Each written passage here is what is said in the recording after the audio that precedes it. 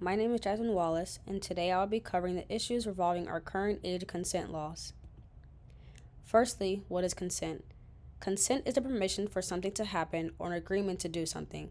The age of consent is the age at which a person's consent to sexual intercourse is valid in law. There are multiple instances where someone, despite being the age of consent, can't give their consent.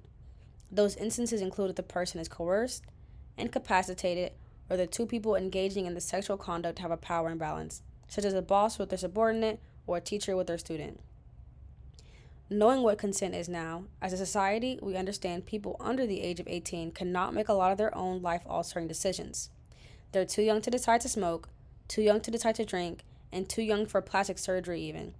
However, 31 states have collectively decided that 16-year-olds can consent to have sex with people of any age group. That means a high school sophomore or junior, in some cases, can legally engage in sexual acts with a 55-year-old, while in other cases, a 16-year-old can legally engage in sexual acts with a 21-year-old college junior. This is unacceptable. Why is this important to me? Because growing up, I can confirm that the mindset that I had as a 16-year-old doesn't even compare to the mindset I have now at the age of 23. This did not stop 16-year-old me from engaging in things that I regret now that I'm older. I was naive, easily taken advantage of, and because I believed I knew it all. And of course, predators, well beyond my years, took advantage of that. My confidence was in vain, and I made decisions I was not prepared for. As a psychology major, with my studies, I have learned that there was a reason behind that naiveness. Reasons that beg for the action to be taken to raise the age of consent in all states to 18 years of age. The three main reasons I am arguing for this change from 16 to 18 is consistency with other laws to protect our developing adolescents and for legal clarity. Consistency is key for a majority of things in life, and the same should apply to our governing rules. The laws dictating when someone is an adult and have full autonomy over their bodies is largely over the age of 18. We have decided that they are not ready to decide to inflict potential direct harm onto themselves with the restriction of tobacco and alcohol products to the age of 21, to permanently alter their bodies with surgery restricted to the age of 18, and we even ban them from seeing graphic content like pornography or a risky movie scene without parents.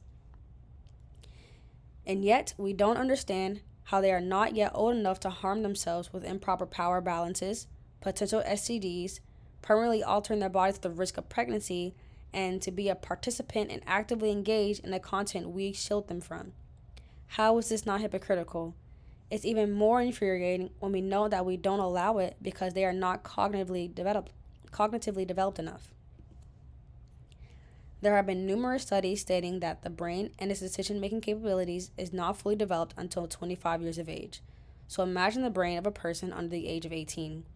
A neuropsychiatric disease and treatment journal written by Dr. Arian and other scholars wrote in reference to the developing minds of a teen that there are characteristic developmental changes that almost all adolescents experience during their transition from childhood to adulthood. It is well established that brain undergoes a rewiring process that is not complete until approximately 25 years of age, which greatly impacts younger folks' critical thinking skills. Coupled with the fact that there will always be a power imbalance between a child, teen, and adult, these sexual interactions should be illegal. Speaking of legality, the fact that crossing a state line is what could decide whether someone is legally a sexual predator or not is an extreme flaw, especially when as a country we are united with other laws that protect minors.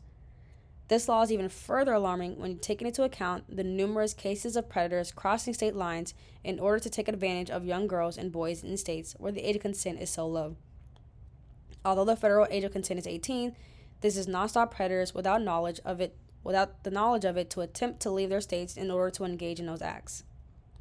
For example, as found on the site AVO, where you can ask questions to a real and licensed lawyer, someone asked, "I want to have sex with a 16-year-old, but the age of consent in my state is 18. Can I travel to the other state to do so?" This is extremely concerning behavior, but he is not the first or last to want to pursue these thoughts. And although it's illegal to cross state lines to engage in sexual activities with someone who is considered a minor in one's origin state, it's not illegal if you're engaging in sex with a 16-year-old in a state you're already in if the age of consent is 16. So think about this 42-year-old man living in a state where the age of consent is 16. There will be nothing to stop his predatory behavior. After all, There's a reason why he wants to have sexual contact with someone who is as young as possible, but within the bounds of the law.